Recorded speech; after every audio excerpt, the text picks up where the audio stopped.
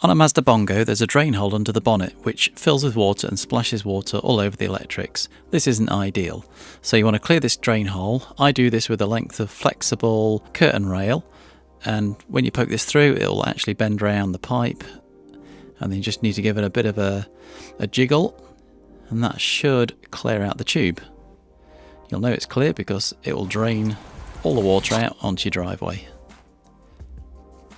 So that's draining really nicely now. You can see that's going down, leaving a nice residue of dirt.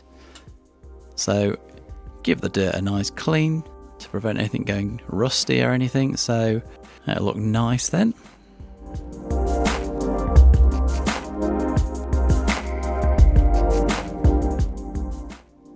So that is looking much better now. So get outside and clear that drain hole because it could save your electrics. Thanks for watching.